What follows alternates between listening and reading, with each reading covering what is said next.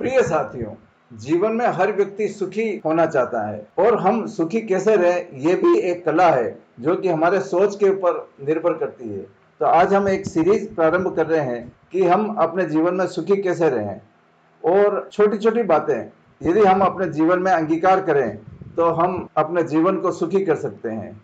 तो आइए इसी सीरीज के पार्ट 1 में प्रारंभ करते हैं सुखी जीवन जीने की कला, और उसमें हम एक कहानी के माध्यम से आपको बताएंगे कि इस सृष्टि में ईश्वर जो भी करता है वो अच्छे के लिए करता है। तो दोस्तों, प्राचीन भारत में एक राजा था, वो बहुत ही न्यायप्रिय था और उसका मंत्री भी बहुत ही धार्मिक विचारों का और हमेशा राज्य की सेवा में तत्पर रहता था। तो जैसा कि हम सभी जानते हैं, पुराने समय में राजा महाराजा कभी कभी जंगल में शिकार के लिए भी जाते थे। तो एक बार राजा अपने मंत्री और कुछ सैनिकों को लेके शिकार खेलने गया और वहां शिकार खेलते खेलते किसी दुर्घटनावश उसके हाथ में एक चीरा लग गया और खून बहने लग गया। सभी कर्मचारी और सैनिक एकदम चिंताग्रस्त हो गए और महाराजा की मरहम पट्टी करने में लग गए। लेकिन राजा के साथ में जो मंत्री था उसने कहा, महाराज आप चिंता नहीं करें, ईश्वर जो भी करता है अच्छे के लिए करता है। तो आपके ये जो घाव लगा है, हो सकता है ईश्वर के मन में कुछ अच्छा करने का उद्देश्य रहा हो। यह सुनकर राजा को मंत्री के ऊपर एकदम गुस्सा आया और उसने बोला कि मेरे तो यहाँ पे हाथ पे घाव लगा हुआ और खून बह रहा है और तुम कह रहे हो कि ईश्वर जो भी करता है अच्छा करता है। और उसी वक्त गुस्से में महाराजा ने उस मंत्री को अपना काफिला छोड़कर चले जाने के लिए कहा।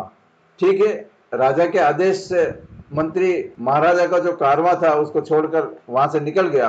और पहले जो ये राजा महाराजा शिकार करने के लिए जाते थे तो कई कई दिन तक जंगलों में रहते थे। तो शिकार करते करते एक वक्त ऐसा आया कि महाराजा अपने सैनिक और दूसरे कर्मचारियों से बिछुड़ गया और दूर जंगल में एक वहां पे कबीला था और कबीले के लोगों ने महाराजा को पकड़ लिया और वो अपने कुल देवी के सामने उसको ले गए बलि चढ़ाने के लिए। पुराने जमाने में कबीलों में अपने देवी देवता के सामने बलि चढ़ाने की प्रथा चलती थी।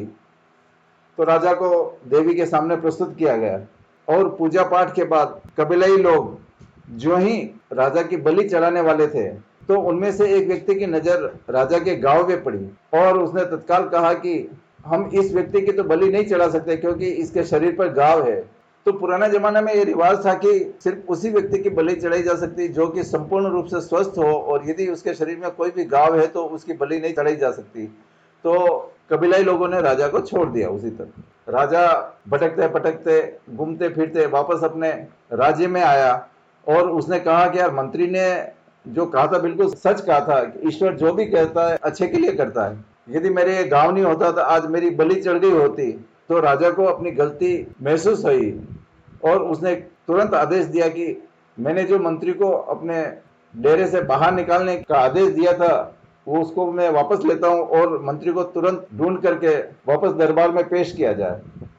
तो ठीक है साहब, मंत्री को वापस ढूंढ के लाए उसके दरबारी गण और राजा के दरबार में पेश किया। और राजा ने अपनी गलती मानते हुए कहा कि मैंने तुम्हारे प्रति गलत किया है, मेरे को तुम्हें नहीं निकालना चाहिए था और तुम जो भी कर रहे हो वो बिल्कुल सही कर रहे हो।